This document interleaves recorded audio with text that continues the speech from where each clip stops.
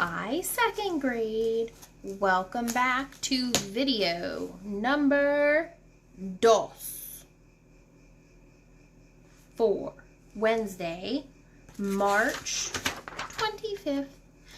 Now, we have an exciting end to this video, so I would love to have my dear friends pay attention.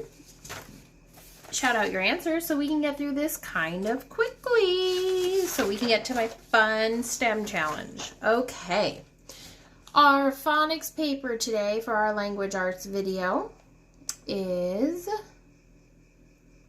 phonics review. Let's look at the top. Spell this word. If you can't spell this one, I'm kicking you out of second grade. Bat. CVC word. That's like kindergarten, guys. B-A-T. Try to write it in cursive. If you want to practice your cursive while you're at home, a really fun way to do that is if your mom or dad don't mind sharing some shaving cream, you can squirt it on a plate and practice shaving cream writing your cursive. You fill the plate, push it down flat, and then you write your letters like A, and then you just smooth it back out with your hand, kind of like erasing it, and then write your next letter. That's one way you could do that. It's a fun way to practice writing your cursive. Back to our paper. Choose the correct answer. So is that person the vet or are they wet? A or B? It is ding, ding, ding. A, the vet, which is sort of crazy because guess what I did today? I had to take our new puppy to the vet just to get a checkup. And it was kind of crazy. They came out to the car and brought her inside. And I waited in the car till they brought her back out, and they said she was all healthy, which is awesome, right? All right, coloring. We've been doing this for a few days now. I'm not going to show you again. You need to color the words to match the pictures. They're CVC words, not a problem. And then along the bottom, we are unscrambling the sight words to write it on the line. So they give us the sight words up here, almost like a word bank, and then they're scrambled down here. You have to figure out which one goes to match here and write it in cursive. Okay? That was quick lickety-split. If you need more time to finish, especially the coloring and writing, you can pause this video, take your time to finish, do neat work, and then we will move on.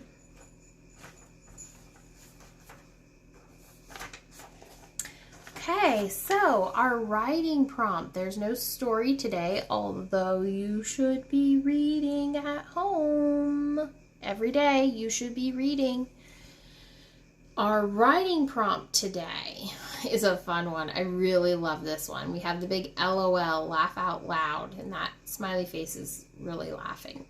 So our writing prompt is, the funniest thing ever was when... I would love to have an email or a Parent Square post or a Facebook post of you reading or holding up this paper so we can all see what you think was the funniest thing ever. Remember to use complete sentences, and to help you out with that, I'm going to go over this chart here, okay? So let's take a look up here at what I've got. It says, my guide to write a paragraph, which is what you're going to be doing here. You're going to be telling me a short story about what you thought was the funniest thing ever. To start, you need to indent the first line. What is indenting? What is that, guys? That's when you go in a thumb space. So on your first line of your paper, you are going to go in a thumb space and start your first sentence. All other sentences will start right at the edge, but your first one you need to indent. Okay, that shows me you're starting a new paragraph, that the next group of sentences are going to be about one topic, the funniest thing ever. So indent the first line and then write the first sentence to introduce your topic. A great way to start this would be recopying the post. The funniest thing ever was when blah, blah, blah, blah, blah, blah, blah. The funniest thing ever was when I laughed so hard, milk came out my nose. Or the funniest thing ever was when I watched Mrs. Ridings do the videos yesterday where she dressed up all sorts of silly costumes. I don't really think that was the funniest thing ever, but I'm just giving you examples. Start with a capital letter and always end with a period, exclamation point, question mark. Those things are called punctuation, right? That's your first sentence. You're already down one. Now, for your next 3 or 4 sentences, maybe even 5 sentences, depends how much you want to share, explain or give your reasons or details. So I don't just want the funniest thing ever was when I laughed so hard milk came out my nose. It was awesome. That's not giving me details. I'm left with a lot of questions. What did you think was so funny that you made milk come out your nose? Who said it? What happened? Where were you? Why did it make you laugh? Why did you think it was funny?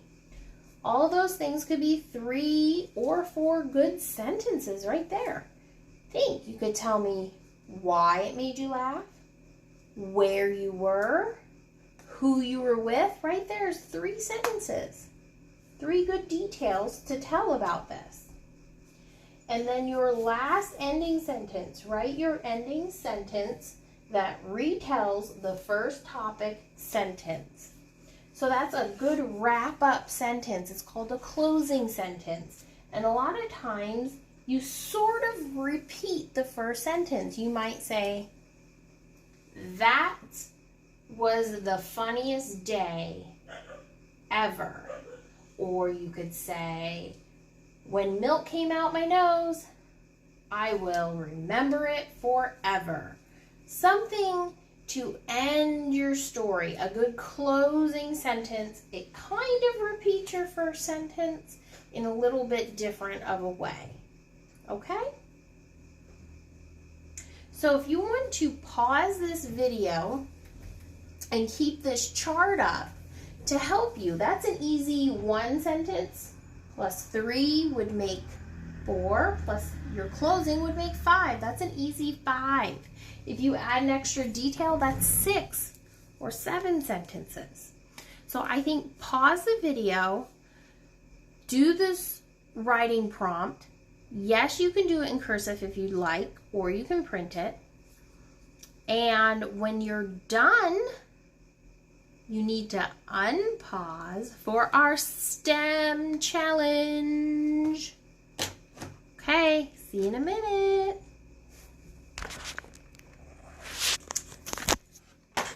Okay, guys, so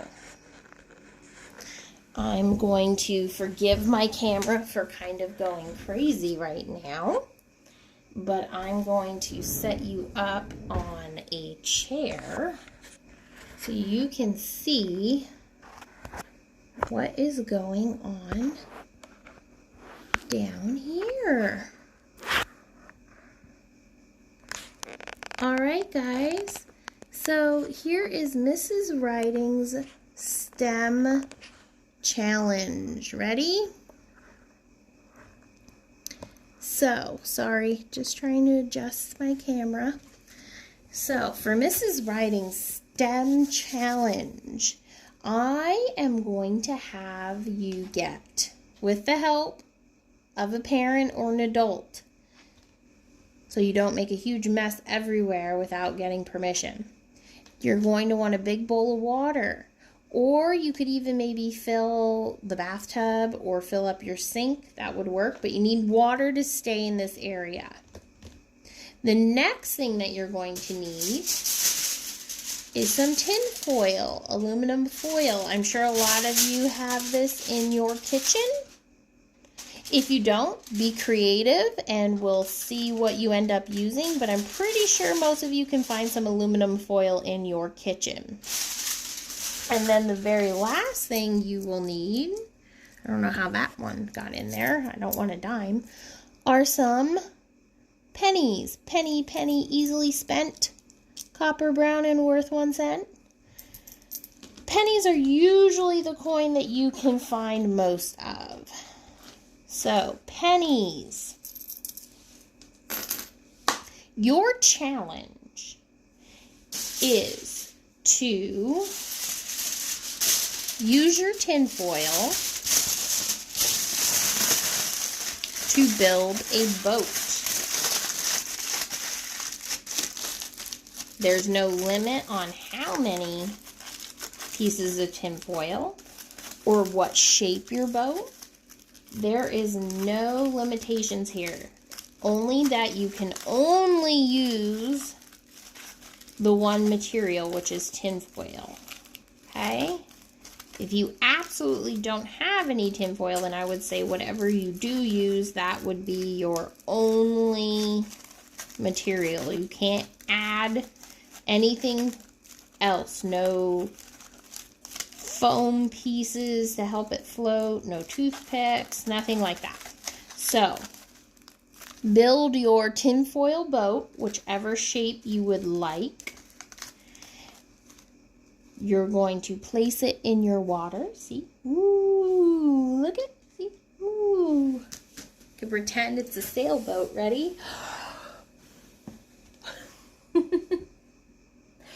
And then the challenge is to see how buoyant your boat is. If you do not know what the word buoyant means, look it up in a dictionary or dictionary.com. We can tie all sorts of things into this experiment. So to find out how buoyant your boat is, use your pennies. And I would like to know how many pennies your boat will hold before it sinks.